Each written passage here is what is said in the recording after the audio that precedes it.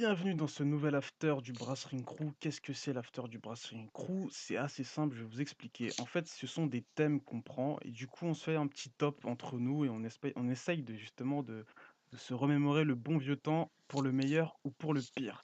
Pour cet épisode, ça sera les meilleurs débuts de superstars à la WWE avec ma compagnie comme d'habitude, Hamid. Voilà, toujours là. Petite indication, il n'y a pas de classement entre les meilleurs et tout, c'est juste, en Voilà, globalité, hein. Genre, ouais, on les nomme quoi. il y a pas le meilleur du meilleur, c'est pas ça, genre c'est pour nous les meilleurs, voilà. C'est voilà, ceux qui nous ont marqués sur le moment, quoi. Mais c'est pas un vrai top, voilà, du premier ou je sais pas quoi, C'est voilà, on ça. vous les nomme comme ça. D'ailleurs, ça serait sympa aussi à la fin, si vous pouvez commenter la vidéo, de nous de nous dire, voilà, quels sont pour vous les meilleurs, débuts de superstar. Si tu veux commencer, bah, il y a pas de souci. OK, donc, dis-moi, je commence par le plus ancien ou le plus récent? Fais comme tu veux. Choisis, je te laisse choisir, vas-y, t'inquiète. Vas-y, le plus récent. Le plus récent, bah, alors il date de lundi dernier et c'est Finn Balor à Raw. OK. Pourquoi? Je me disais que le gars, il allait peut-être faire un f comment ça s'appelle? Qu'il allait pas faire aussi bonne impression que ce qu'il a fait lors de Raw. Le gars, il gagne 2 matchs face à des gars qui sont déjà établis. La foule a réagi de fou à son arrivée. Toute l'attention est sur lui, donc j'ai surkiffé et je pense que c'est un début, dans le main roster, du moins, qui me marquera, pendant un petit bout de temps. Ouais, surtout que j'en avais parlé dans la review du Raw New Era et je disais que ouais, son entrée, elle est, enfin, elle est vraiment originale par rapport aux autres parce que, tu sais, on s'attendait à ce qu'il se ramène C'est avec le ça, theme song. En fait, non, il se ramène, c'est tu tout ça, le roster qui s'écarte comme, Moïse qui écarte c'est la mer ça. en 2. Enfin bref, je fais des références Voilà. bibliques, tu vois? Et bref, non, mais en plus, c'est ça, c'est vraiment ça, tu sais, ça faisait vraiment C'est ça, symbolique. ouais, non, mais vraiment, c'est comment ça s'appelle? C'est tout le booking de Balor, du début à la fin de ce Raw était juste parfait. Ouais, et le mec, il arrive avec il relève son col et tout, beau gosse, franchement Ouais, nickel. Bah, c'est bon. C'est bon, t'as rien à rajouter? voilà, c'est l'un de mes premiers. Je te laisse, donner ton premier. Alors, j'allais commencer bon alors, moi je vais parler du plus récent, c'est pas une surprise pour tout le monde, mais c'est les débuts de Shinsuke Nakamura. Alors je sais que c'est pas très original, mais vous verrez que par la suite je vais l'être.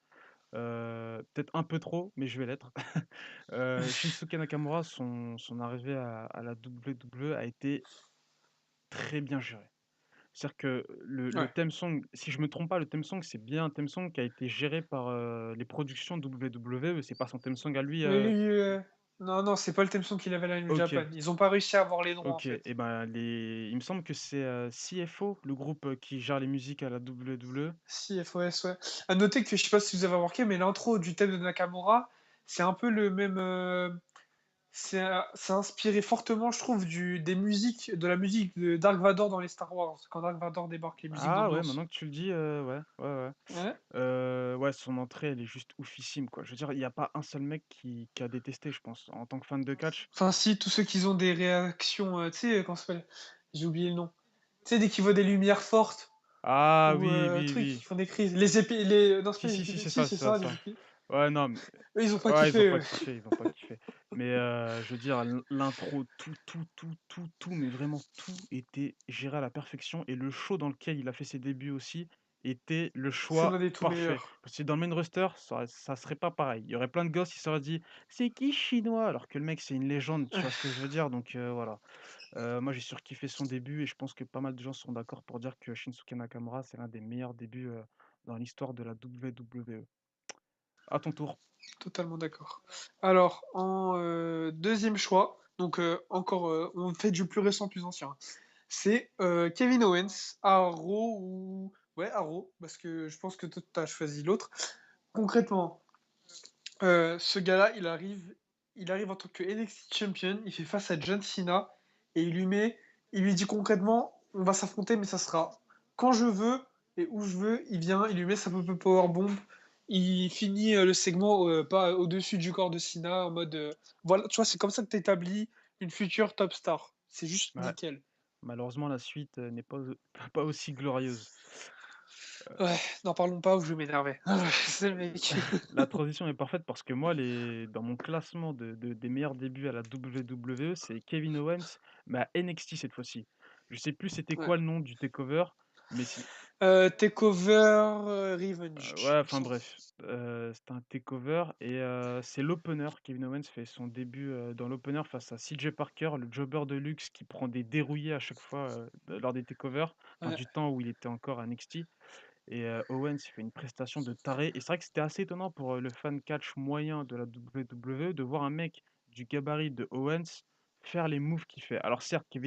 Faire des topés suisses, Alors certes, Kevin Steen, c'est un mec, voilà, il est enfin, je veux dire, voilà, il a une carrière derrière lui, mais c'est vrai que le mec qui regarde que la WWE, quand il voit Steen et sa corpulence, il se dit: «Ah ouais, quand même, le mec, voilà quoi, il est original, il taffe, c'est il taffe dur» et moi j'ai surkiffé son match. Il y a un saut qu'il fait, du ring vers l'extérieur sur CJ Parker. Parker se mange tout le corps de Owens. C'est j'avais mal c'est pour lui, d'une je m'en rappelle violence encore. et ce que j'ai kiffé, c'est que pendant tout le show, en fait, parce qu'en fait, il y avait Sami Zayn qui avait un match de titre très important à la fin du show et à un moment, il y avait un segment, si tu veux, dans les backstage où tu voyais, Owens qui regardait Zayn en mode, «Frère, gagne ce match de titre, je suis avec toi. Moi, j'ai réussi mes débuts, tu as intérêt à gagner ton match de titre». Ouais, Si les gens se rappellent de ce segment, ça dure même pas 20 secondes. Ce regard-là, il est juste ouf et il veut dire ça et en fait, au final, à la fin du show, tu te rends compte qu'en fait, s'il a regardé comme ça, c'est parce qu'en fait, il veut le défoncer, en fait. Zayn gagne le titre et Z et Owens fait un heel turn dans la même soirée et le défonce et j'ai trouvé ça génial. voilà. Ouais, c'était juste propre. En fait, moi, j'avais juste Attends, ton micro, il se coupe à chaque fois. ah, Ouais, là, c'est c'est bon. mieux? OK. J'avais juste, en fait, été déçu du finisher d'Owens parce qu'il faut savoir, c'est que le finisher de Kevin Steen, c'était un package piledriver, une des prises les plus impressionnantes. Et là, j'ai vu qu'en fait, c'était en soi, le finisher était pas dégueulasse, mais j'espérais vraiment qu'il allait avoir un truc similaire au package piledriver ou avec un impact, pareil au moins. Mais c'était pas vraiment quelque point bon, mais après, il a quand même réussi à faire de la prise qu'elle est aujourd'hui et ça je trouve qu'en fait, le finisher, il claque au final. Ton lutteur, enfin ton troisième, il me semble. Ton troisième début de lutteur, que tu as kiffé. Ah, ah là, donc on remonte encore, mais c'est pas vraiment très loin. Alors là, c'est un choix féminin. C'est Paige à Raw, lors du Raw après WrestleMania 30, il me semble. Ouais, c'est ça. Lors du Raw après WrestleMania 30, euh, où Edge Lee est dans le ring, il dit qu'elle a battu tout le roster féminin et qu'elle a plus aucun défi, même s'il reste Tamina derrière elle. Et en gros, là, t'as Paige qui débarque, alors qu'elle est actuelle NXT Women's Champion, mais elle a pas pris le titre avec elle. J'ai trouvé ça dommage à l'époque. Et en gros, elle débarque, elle parle à AJ, elle lui dit qu'elle la respecte, etc. Et AJ, elle se fout de sa gueule, elle lui met une gifle, et elle dit, tu sais. Ton micro se coupe. Et en cadeau spécial post-WrestleMania, je mets mon titre en jeu. Et là, l'upset, la surprise, Paige qui bat AJ Lee, son premier lutteur. Attends, tu vraiment un souci avec ton micro, je crois. Ah, Ça se coupe à cha là, non, c'est c'est bon, mieux. c'est nickel. Donc ouais, de toute façon, tout le Ok. monde se rappelle à mon avis de l'histoire, ouais, donc ouais, elle gagne. Même si c'était Mm. botché, enfin dans mes souvenirs, c'était botché sur la fin, mais c'était assez marquant. Oui, il y avait eu un décalage entre le moment où Paige a fait son mouvement de bras et que AJ Lee a fait le truc. Exact, exact. Donc ça, c'était ton troisième. T'auras un bonus pour terminer la vidéo. Ah non, j'en ai quatre. Là, c'est mon féminin. Ah J'en ai OK, quatre, dont un féminin et un ah en OK. plus.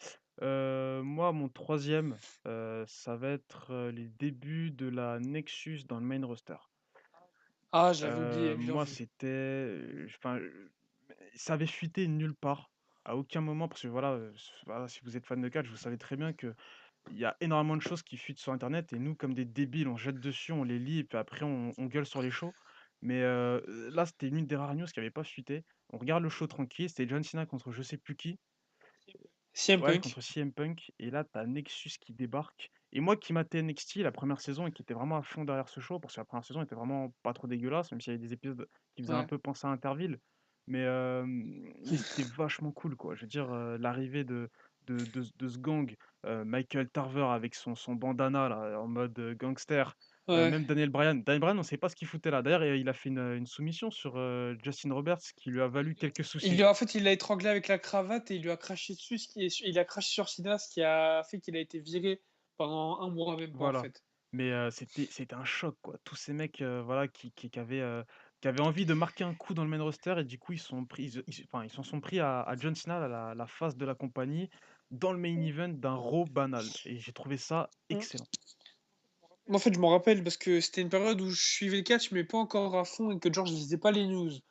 Et en gros, si je me rappelle bien, c'était genre j'avais regardé ce show-là juste avant de me barrer et genre pendant un mois, je sais qu'après j'avais plus regardé de show et pendant un mois dans ma tête, je me suis dit putain la Nexus parce que pendant un mois je pouvais pas regarder le catch pour diverses raisons. Et en gros, quand je savais pas en fait, tu vois, c'était la limite entre la réalité et le faux d'époque, au niveau du catch, c'était encore flou pour moi un petit peu et je me suis dit: «Ah ouais, quand même, c'est carrément pas mal», tu vois? Je me suis dit: «Putain, les gars, ils sont en train de déglinguer tout le monde, ils détruisent l'arène». Je me suis dit: «Il manque plus qu'ils a des fans», tu vois? Ouais, Et ouais, ouais. non, c'était vraiment pas mal, ça m'a vraiment marqué. Mais ça m'a marqué, mais j'y ai pas pensé, tu vois? Non. Ton bonus. Donc c'est pas vraiment un bonus, là, c'est encore un Ah autre OK, meilleur d'accord. début. OK. C'est Chris Jericho le 9 août 1999 avec, le Millennium Countdown qui vient à 0 alors que The Rock est en train de parler et Jericho qui fait juste des débuts monstrueux avec une pop monstrueuse. Comment c'est tourné, c'était juste magnifique. Derrière, il cut une promo juste propre et ouais, voilà. Rien d'autre à dire franchement, il y a pas grand chose à dire sur ses débuts. OK. Moi en bonus, alors là les gens vont se foutre de ma gueule, ils vont dire: «C'est bon, tu pas crédible, c'est bon, j'éteins la vidéo». Mais si vous voulez en fait les afters voilà, on se prend pas la Mmh. tête, on fait ça, un peu à la dedans et du coup, moi c'est un truc qui m'a marqué. Alors moi, mon bonus, pour cet after, c'est Brodus Clay. Je sais pas si tu te rappelles, mais alors c'est pas un truc de taré, hein, mais sur le moment, en fait, sur la soirée, je me rappelle que tous les fans de catch avaient buggé pendant ce moment-là. Ouais, c'est Brodus Clay. Faut savoir qu'il avait fait ses débuts à SmackDown avec Alberto Del Rio en tant que garde du corps et Ouais. ouais, il avait cette gimmick de mec nonchalant, bonhomme, voilà, il blague pas et tout et on nous avait teasé pendant des semaines son début à Monday Night Raw et tout le monde Mais genre s'attendait des vrais débuts, tu vois? voilà, Des débuts à la Brodus Clay, mais en mode vénère. grave et on était tous en mode: «Ah mais ça va être une dinguerie, potentiellement un prochain upper mid» et là, il fait son entrée et il est en mode, Funkasaurus en train de danser et tout et cetera et je sais que tout le monde chie sur cette gimmick et moi aussi, vous inquiétez pas, mais faut se rappeler enfin moi je me rappelle le soir où ça s'est passé, j'ai lu les commentaires sur internet, tout le monde avait surkiffé quoi. Le soir même, hein, tout le monde avait dit enfin et même ceux qui ont pas surkiffé, ils ont dit: «Je m'attendais pas à ça, mais belle surprise». Après, oui, Ouais. après c'est après que ça s'est dégradé, mais le soir même, on était vraiment surpris, on s'attendait vraiment pas à ça et je me rappelle qu'à la fin de, tu sais, quand il fait sa danse et que quand il croise les bras et que ça explose, Ouais. genre, tu l'entends dire, «Vous vous attendiez pas à ça» et Ouais. j'avais vachement kiffé pour ce Brodus Clay, du tout au tout, en fait. Enfin, il est passé du tout au tout et c'était vachement rafraîchissant de le voir comme ça, en fait. Donc ouais, c'était un début qui m'avait marqué. Après, bien sûr, la suite de sa gimmick, enfin, je veux dire, dès la semaine suivante, c'était totalement naze, quoi. Voilà, c'était la pente descendante. Ouais, ça s'est vite cramé, Mais quoi. sur le Ça soir s'est vite même, essoufflé. c'était une dinguerie. Donc voilà, ça c'était mon bonus. Ouais, ouais. Drôle de choix. Je peux comprendre ton choix, parce que ça reste quand même des débuts dont on se rappellera. Mais après, moi, tu vois, par exemple, mon choix que je vais donner, il y a peut-être pas beaucoup de monde qui s'en rappelle, mais c'est les débuts de Dolph Ziggler, et j'ai bien dit Dolph Ziggler. Euh, En gros, le gars est en coulisses, il croise du monde, il leur tend la main, il leur dit bonjour, je m'appelle Dolph Ziggler. Enfin, hi, my name is Dolph Ziggler, blablabla. Il fait ça pendant le show, pendant tout le show quasiment, en coulisses. Et puis il arrive, au bout d'un moment, t'as Batista qui fait son entrée, et on annonce qu'il va affronter Dolph Ziggler. Donc Dolph Ziggler, il arrive, il se pointe avec sa musique, etc. Le match débute, ils vont au centre du ring, il lui tend la main, il lui dit hi, my name is Dolph Ziggler. Batista, il lui regarde la main, et il lui met un vent. Et Ziggler, ça lui plaît pas. Donc Ziggler, là, il met une grosse baffe à Batista. Et bah après, là, il se fait détruire pendant tout le match, en gros, parce qu'il a bien chauffé Batista. Mais il a montré quelques petites choses qui étaient déjà intéressantes à ce moment-là. Moi, perso, ça m'a marqué parce que j'ai trouvé que Ziggler, il dégageait quelque chose et je trouvais ça pas forcément ultra original, mais bien pensé, quoi. En gros, t'introduis Ziggler face à un gros personnage directement et même s'il se fait détruire en soi, il montre des choses intéressantes dans le match. Donc voilà. Ouais, c'est toujours plus marquant de le faire introduire vis-à-vis d'un main eventer plutôt qu'un autre mid-carter. Donc ouais, C'est en ça. soi, c'était plutôt marquant. Moi, vis-à-vis de Dolph Ziggler, il y a un truc qui m'avait choqué la première fois que je l'ai vu, c'était que le mec, il s'appelait Dolph, donc ça faisait penser à Adolf, et Ziggler, Hitler. Enfin, tout le monde a fait le parallèle, je pense. Et en plus de ça, c'était un Ouais, blond aux yeux bleus. Enfin, je sais pas s'il a vraiment les yeux bleus, mais en tout cas, voilà, ça y ressemblait, quoi. Et mais c'est un faux blond, hein, je ouais, crois, ouais, non, c'est Ziggler. un faux blond. Bah là, actuellement, il est brun, donc ouais, c'était Ouais. un faux blond. Mais c'était Mm. choquant. Je me suis dit, attends, c'est vraiment une gimmick. Ils sont vraiment. en train de teaser un personnage qui sera, genre, un néo-nazi et tout et cetera. J'y ai vraiment cru pendant des semaines et au final, non, absolument pas. Ouais, parce qu'en vrai, le Ziegler, ça vient de... Non, Dolph, c'est le prénom de son grand-père, et Ziegler, c'est un pote qui lui a proposé comme nom de scène une fois qu'il a signé à la WWE. Donc voilà, ça vient pas de... Enfin, une fois qu'il a eu ce nouveau personnage, ça vient pas de... Ouais, ça vient pas de... Même si, Même si vachement proche, ça vient pas d'Adolf Hitler. Voilà. Mais ça serait Et heureusement d'ailleurs, parce que oui, sinon, il serait allé vachement ouais, loin. ouais, ça serait allé beaucoup trop loin. D'ailleurs, je sais pas si tu te rappelles, mais on va un peu extrapoler vite fait. La WWE, ils avaient prévu de faire débarrer un Allemand, enfin un Nazi qui avait été congelé bluff, c'était Heidenreich. À la base, c'était la gimmick qu'ils avaient prévue pour le gars. Je sais pas si tu te rappelles de qui c'est Ça Heidenreich. me dit quelque chose. C'est pas le mec qui chope, Voilà. Michael Cole sur un mur, Si, Ah c'est voilà, ça, voilà, ouais. c'est ça, voilà. Bon, au final, lui, il aura mal fini, mais à la base, son personnage qui était prévu, c'était bien pire. Et ils avaient prévu comme manager Paul Heyman, qui est juif. Donc voilà, c'était vachement logique. Bravo. Bravo, les gars. C'est comme ça que se termine cet épisode de l'After, c'était les meilleurs débuts. Nous, on se donne rendez-vous pour le prochain épisode, ça sera les pires débuts de l'histoire, enfin de l'histoire. Nos pires À débuts, notre avis. voilà, qui nous ont marqués à la WWE. Sur ce, on vous dit à plus, peace. Ciao.